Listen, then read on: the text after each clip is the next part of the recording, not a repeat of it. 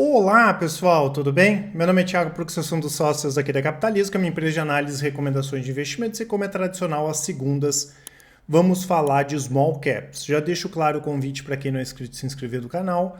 Para quem gostar do vídeo, dá um like e compartilhar, e não esqueçam de colocar aqui nos comentários quais as small caps que vocês queiram que nós comentemos na semana que vem, né? Eu lembro que hoje a gente vai falar sobre algumas small caps aí que subiram bem, né? Small cap subindo 40%, 50%, até 130% esse ano. Lembro que a versão desse vídeo aqui vai estar no nosso Spotify em áudio, tá? Eu quero só antes, pessoal, de falar sobre os ativos aqui que foram aqueles escolhidos, né, pelo pessoal da análise para eu trazer alguns comentários, falar sobre essas ações aqui, essas empresas que tiveram uma alta significativa no pregão de hoje, 12/9, né, já que muita gente nos perguntou sobre essas companhias. Tá? A gente tem aqui Gradiente, né, que nem é mais Gradiente, é IGB Eletrônica, né, que é a dona da marca Gradiente, que anunciou um pedido para fazer uma OPA, né, que é um fechamento de capital. Eles ofereceram R$ 40,50, né, isso tem que ser aprovado, enfim, bem acima aí dos R$ 26 que as ações fecharam na última sexta-feira, e por isso deu essa estilingada forte hoje, mais de 27%. Essa empresa aqui é meio complicada, né, pessoal? Eles estavam até pouco com um processo que tinha contra a Apple, né, para dizer que eles eram detentores da marca iPhone, alguma coisa nesse sentido, mas é uma empresa que não faz muito sentido, né? Então, essa aqui é uma que não vale a pena, na nossa visão, acompanhar. Claro que pode dar essas disparadas aí, como deu no pregão de hoje. Chegou a estar subindo mais de 40% no pregão de hoje. E nós tivemos também, né, pessoal, Alfa, né, as empresas aqui do grupo subindo bem. Saiu no Globo, acho que se não me falha a memória, foi na coluna do Lauro Jardim, e depois saiu em outros veículos também, comentando da possibilidade do interesse do BTG, né, o BTG Pactual, comprar o Banco Alfa. Para quem não conhece o Banco Alfa, pessoal, ele é um banco que ele atua em vários segmentos financeiros, seguros, agronegócio, alimento e assim por diante. Aqui tem 3 ações do grupo que tem negócio na bolsa, claro que com liquidez reduzida. Nós temos aqui Brive, né, que subiu 39% hoje, que é da Alfa Investimentos, Crive, que é a Alfa Financeira, e o BRGE aqui, que é da Alfa Consórcio. Tá? Então tem Brive 3, 4, tem umas 8 ou 9 ações da empresa aqui na B3. Né? Não tem muita liquidez, mas essa aqui já é uma empresa mais interessante, é uma empresa boa. Para quem não sabe, né, pessoal, o fundador dessa empresa que foi o saudoso, já faleceu em 2020, o Aloysio de Andrade Faria. Ele foi um dos maiores banqueiros da história do Brasil. Ele foi o fundador do Banco Real, né? Depois ele vendeu em 98, 99, vendeu para a ABN, né? Quando tinha ainda, que posteriormente foi vendida toda a operação para o Santander, tá? Isso nos anos 2000 já. E o que acontece, né? Já há alguns anos, operacionalmente é um banco bom e as operações são boas, mas está com um retorno abaixo da média do mercado, né? Se a gente olha a ROI, as margens, né? O próprio crescimento assim está meio devagar, as empresas do Alfa, né? E pode ser interessante sim para o BTG quando a gente fala em atalho para crescimento, já que comprando uma estrutura dessas que a gente imagina que não teria muita dificuldade para o CAD aprovar, seria bem interessante. Inclusive, quem tem algumas ações do Alfa na carteira é o Luiz Alves, né? Através do Alaska Poland, ele tem algumas dessas ações aqui na carteira. Então, basicamente, foi isso aí que fez com que essas ações aí tivessem subido bem no pregão de hoje, tá? Foi o que eu falei, Gradiente aqui a gente nem acompanha, não acho que vale a pena, mas Alfa, para quem gosta daquelas empresas bem menores, microcaps já, vale a pena dar uma olhada nessa companhia, ainda mais pela possibilidade aí de compra do BTG, tá? E claro, cuidando sempre dessa questão da liquidez. Eu lembro, né, pessoal, que nós temos estratégias focadas aí em micro e small caps. Na verdade, todas as nossas carteiras de ações, elas têm micro e small caps, a Thiago Prux, a Dividendos, menos a Top Crescimento, até a Internacional tem, né? E eu lembro que nós temos essa estratégia aqui de longo prazo focada só em micro e small caps, que é a nossa carteira, né? Ela tem um desempenho fantástico, esse ano está com quase 12%, em 12 meses 12% também, só falhou o Ibovespa aqui, e longo prazo bem acima do Small 11, né, que seria o ETF representativo a esse índice aqui de Small Caps, e acima do Ibovespa mais de 468%. Eu lembro que essas nossas carteiras de longo prazo, né, pessoal, todas elas têm baixo giro, né? 10 minutos por mês vocês conseguem acompanhar e manter a carteira sempre atualizada. Tem renda fixa, fundos imobiliários e tem as estratégias de médio e curto prazo também. Aqui é 10 minutos por dia, mas o foco é diferente, né? Swing trade, rastreador, opções, enfim, dê uma olhada aqui na descrição que vai estar o link, e vou deixar para vocês, claro, esse cupom. O mês do cliente ele vale até o dia 15, que dá até 35% de desconto nas nossas assinaturas. Informações das assinaturas também aqui na descrição. E como eu falei, tem o nosso contato, e-mail, WhatsApp, nos chamem por lá. E outra questão importante que eu gosto de comentar, né, pessoal, é que apesar da gente falar dos ativos de maneira individual, quando a gente fala em estratégia, quando a gente fala de carteira, o que importa é a composição. A gente vê muitas vezes o investidor ele errar nesse sentido, né? Não pensar que cada ação tem o porquê de estar na carteira, né? É importante pensar dessa forma e não pensar só de forma individual, porque tem muita gente que acha que o que vai fazer diferença é acertar a maior alta da bolsa, e não é isso, né? A nossa carteira, por exemplo, não tem Cielo e não tem M Dias, já teve as duas, hoje não tem, e nem por isso a carteira não está rendendo bem. Então é importante a gente pensar nesse equilíbrio da carteira, né, o gerenciamento de risco. Isso é mais importante que acertar um ativo aí de maneira específica. Então essas aqui foram as ações, né, pessoal, que estavam, que vocês pediram aí nas últimas semanas, né, e que estão entre os principais ou alguns dos principais destaques de alta quando a gente fala de ações aí micro e small caps. O pessoal da análise colocou aqui M Dias e Cielo em cores diferentes, pessoal, porque eles são os clássicos fake small caps, né, que é uma expressão aí que a Capitalizo utiliza, a Capitalizo inventou, né, o pessoal aqui da análise. E o que é uma fake small cap? É uma empresa grande, com histórico, que tem grande participação de mercado, mas que tem um valor de mercado menor. Né? A gente tem o caso aqui da M Dias, vale em torno de 14 bilhões, 13, 14 bilhões de reais.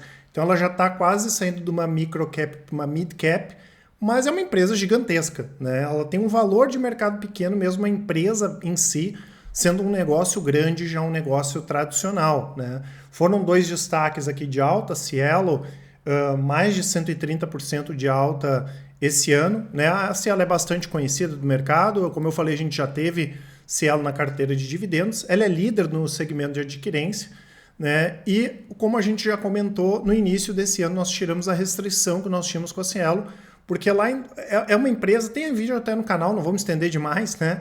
Ela tinha barreiras de entrada do mercado que eram barreiras legais. À medida que essas barreiras foram caindo, aumentou a concorrência, e a gente, na época de 2017 e 2018, recomendou a venda da Cielo, porque a gente não sabia até onde as margens da Cielo iam cair. A empresa não ia quebrar, dificilmente ia perder a liderança, a gente comentou sobre isso, mas o mercado mudou, as margens iam cair, a gente não sabia o quanto, e agora a gente entende que esses níveis de margem atuais permitem a Cielo, que é uma empresa muito enxuta, né, pagar bons dividendos, e a gente acabou tirando essa restrição no início do ano. Tá? Então a Cielo deve continuar performando bem como empresa, porque aparentemente não tem muito mais para onde piorar.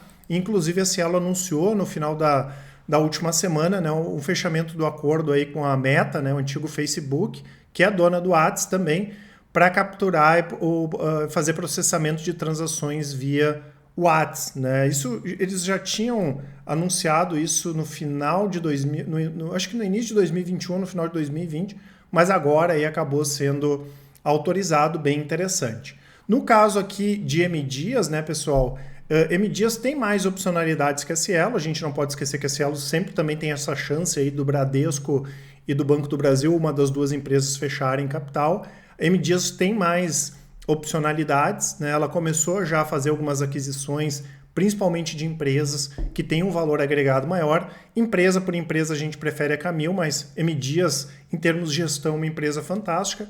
E como nós já comentamos algumas vezes, né, pessoal, o pior passou, tá? E a gente sempre alertou o investidor de M Dias que não era para ficar muito assustado com a questão do trigo, porque isso era uma questão que ela se ajusta, né? Mas a nossa maior preocupação era, sim, né, com a aquisição da Piraquê, que foi feita já há alguns anos e que era de dificílima integração, o que acabou se mostrando na prática, né? Então a gente recomendou a venda de M Dias e também já faz algum tempo retirou essa restrição de venda, porque a maior parte desses ganhos com sinergia já estão começando a aparecer agora mesmo com atraso, aí, já que faz uns 4, 5 anos que foi feita essa aquisição. Tá? E a questão do trigo, como eu falei, né, ela naturalmente ia se ajustar, tá? Porque subiu o trigo, subiu o dólar, mas a gente não pode esquecer também que ela tem um pouco mais de dificuldade, claro, para repassar preços, até porque não é um produto que tem um valor agregado muito grande, mas a gestão da empresa é muito boa e acabou compensando esse aumento de custos e conseguiram aumentar custos também, né? Então, mesmo que a gente tenha uma queda no volume, que não foi o que aconteceu agora, inclusive os volumes de venda aumentaram, né, ela vai acabar compensando de alguma forma, tá? Então, assim, não é o trigo, né? A gente foi meio na contramão do mercado, estava todo mundo falando dessa questão do trigo e a gente insistiu que isso aqui não era o principal, e além disso é uma empresa muito boa em termos de governança e recentemente mudou sua política de dividendos. Hoje, inclusive, eles pagam lá aqueles 5 centavos de dividendos trimestrais, o que é bastante interessante também. A Kepler, né, pessoal, que hoje é uma empresa bem conhecida do segmento de armazenagem, é a maior do Brasil, mas foi uma empresa que passou por uma reestruturação muito grande. Ali, meados de 2010, né, a empresa entrou em recuperação judicial, justamente porque alguns anos antes, ali em 2006, 2007, a empresa tentou crescer demais porque o mercado estava crescendo muito, né? E ela investiu para crescer, veio crise, aquilo ali acabou ferrando, né, a vida aí da companhia, tá? Por isso, né, que muita gente tem nos questionado, mas a Kepler não poderia comprar algum concorrente, não poderia pensar em crescer mais agora, porque nos próximos anos a agricultura vai continuar crescendo, o setor agro, né, vai continuar esse déficit gigantesco que a gente tem de armazenagem, a Kepler poderia aproveitar, mas aí sempre tem aquela questão, né, de gato escaldado, né, já tomou uma fumada, como diz o outro, né, então eles vão pensar 2, 3, 4, 5 vezes antes de fazer algum investimento, né, sem ter pelo menos alguma garantia, uma previsibilidade, o que não tinha sido feito da outra vez. É uma empresa que exporta, né, tem essa liderança de mercado, baixou a parte de custos também, mesmo os custos tendo aumentado agora nos últimos trimestres por causa da inflação. É uma empresa bem interessante, está bem redondinha, né, e também, como ela hoje está investindo menos, né, ela consegue aumentar os preços também, mas ela tem uma necessidade menor hoje de investimento, ela acaba sendo também uma boa pagadora de dividendos. Inclusive, ela fez uma redução de capital recentemente. Outra aqui com uma alta parecida com a Kepler, né, pessoal, a Mills, que é a maior companhia hoje na parte de locação de plataformas aéreas da América Latina. A gente deve lembrar que, inclusive, a Randon agora juntou com a Gerdau para fazer uma empresa também para pegar essa parte de locação. A gente tem outras empresas também na Bolsa que trabalham com essa parte de locação de veículos, de plataformas, enfim.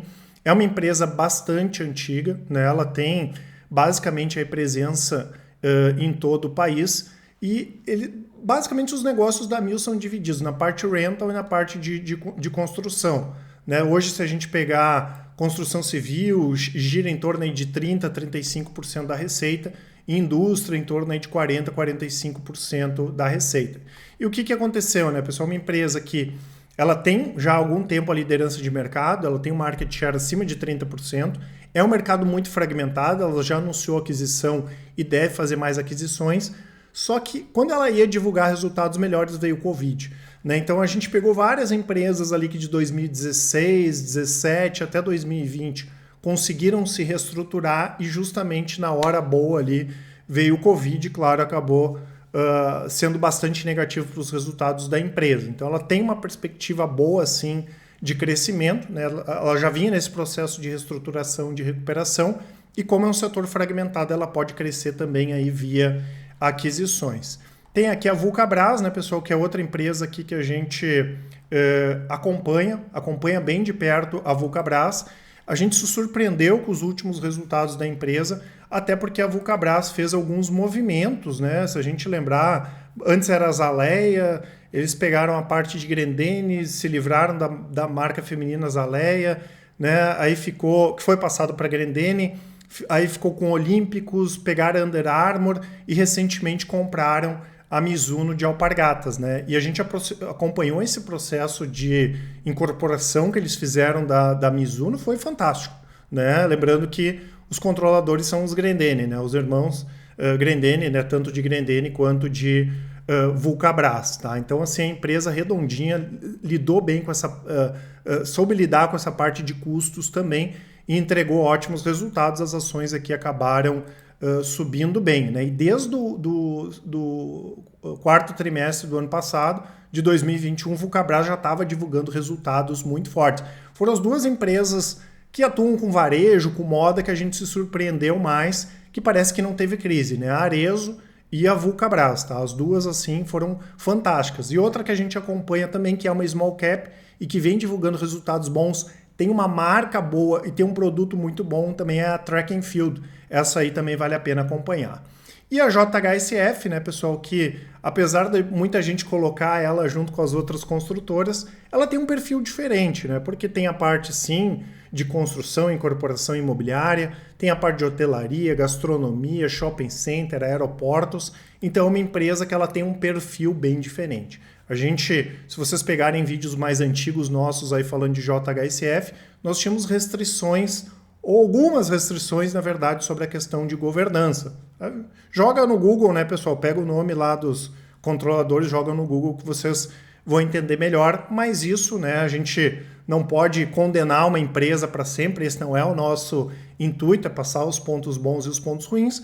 E a partir do momento que a empresa muda, a gente muda de opinião também, não tem problema, né? Só não muda de opinião quem não tem opinião, ou quem acha que é dono da verdade ou não reconhece, né, que as coisas mudam e tudo muda nessa vida. E a JHSF foi uma das empresas que melhorou bastante em termos de governança também. Eu sei que o pessoal da análise conversou aqui algumas vezes lá com eles, né, e melhorou bastante nesse sentido, porque o grupo é muito bom, né, em termos de negócio é bem interessante. A gente pega a parte de shoppings, por exemplo, que trabalha mais com um segmento mais de luxo, né, as vendas estão bem acima aí do pré-pandemia, do que estava lá em 2019. E para quem gosta de construção, né, pessoal, justamente nesses momentos mais complexos do mercado, juros altos, inflação mais alta, que pode ser interessante a gente comprar justamente aí no contraciclo, né? Porque talvez construção civil seja um dos setores mais cíclicos do mercado. Tá certo, pessoal? Essas informações que eu queria passar para vocês. Não esqueçam de aproveitar a nossa promoção, informações todas aqui na descrição e colocar as ações que vocês queiram aí que nós falemos na semana que vem. Um grande abraço e ótimos investimentos. Até mais!